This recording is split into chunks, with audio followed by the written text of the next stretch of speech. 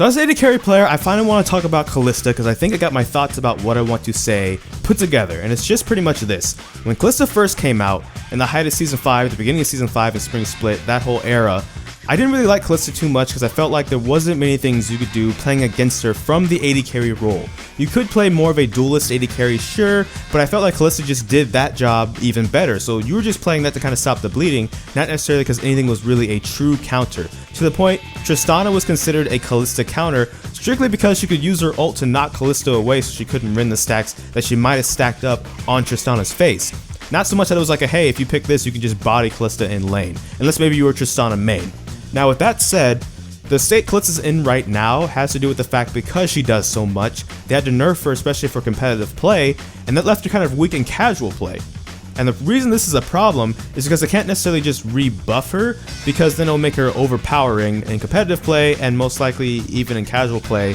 And when she's super powerful or even powerful at all, she kind of crowds out other AD carry picks, especially in competitive play, but even in regular play because she does some of everything. She has the built-in orb walking, she can save her support and disengage, but she can also engage with the ultimate. She has really good neutral objective control, 50-50 smite, which is pretty much a scenario when your jungler and the enemy jungler have both their smites up, so whoever's team is starting the objective, the other jungler has a chance to successfully steal something. Or with the Kalista on that team, not so much, because she can also stack Rins, or stack spears, rend it, and then have all that damage as well. It's kind of like a second smite, so it's not really something you can really contest.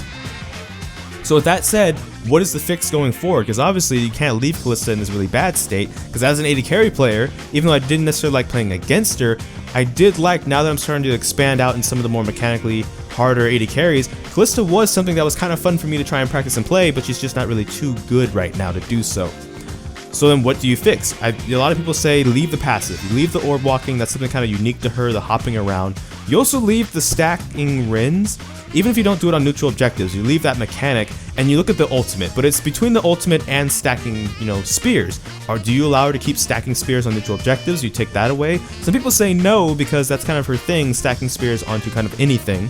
But some people say yes, you take it away from neutral objectives and leave it just on champions. Flip side of that coin is, you do something about the ultimate. It's a great way to disengage, save your support, especially if they went to try and save your life, sacrifice play, well now you can save them too.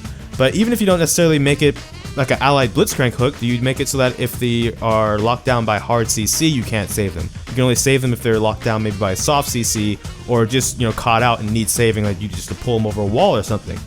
And that's the question I'm kind of pitching to you guys. Because going forward, it's weird because there are ways to counter Kalista from other roles if you think about it. Even when she was strong in the height of Spring Split Season 5, is which I say when she was the strongest, North America, for example, in professional, they played a lot of Vi, so they had a lot of lockdown that they could use to try and stop her from hopping around and rending people's faces off.